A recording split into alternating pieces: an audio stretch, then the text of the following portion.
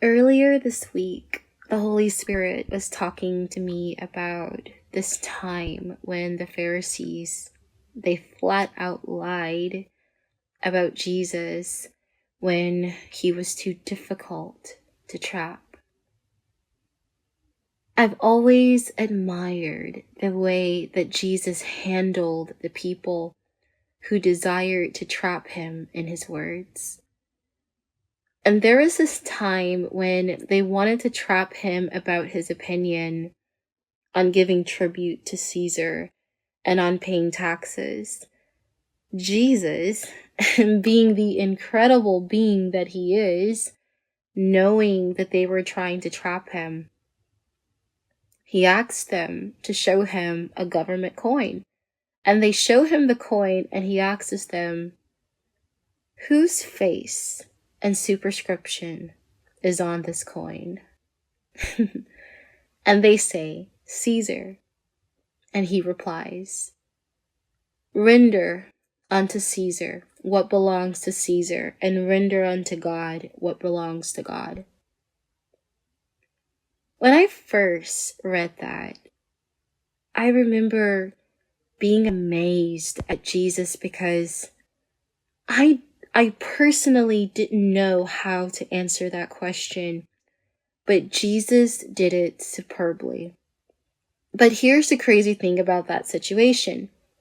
When we read about Jesus being handed over to Pilate, according to Luke chapter 23, verses 1, through 2, their excuse for handing him over to Pilate was that he was against paying tribute to Caesar and paying taxes.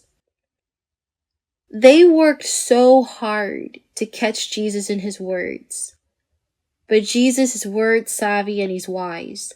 He could tell when they were plotting to use his words against him. But in the end, they didn't even use false witnesses against him. They simply told an outright lie, the complete opposite of what Jesus said, because he was too difficult and too wise to trap.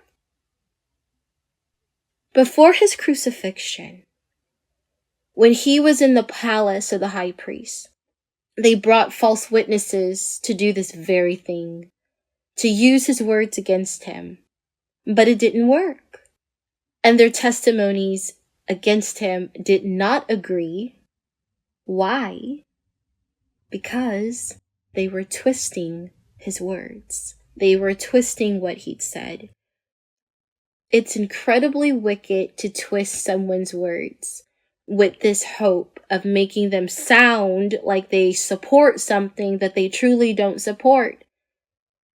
But flat out lying is even less honorable, because at least maybe somebody made a mistake with their words and we can blame them for their lack of clarity. Both are still horrible. But the liar, the one who wants to lie, is just lazy. When he was too wise and too wonderful to trap, they lied on him. They lied on Jesus. Some people, they are not after the truth. Thus, you will never win an argument with them. In their book, either you lose or you lose. And if you play by their rules, the good guy will always finish last. For this reason, if you ever want the truth about someone's actions, what they did and what they haven't done, what they support and what they don't support, you need to ask the Holy Spirit.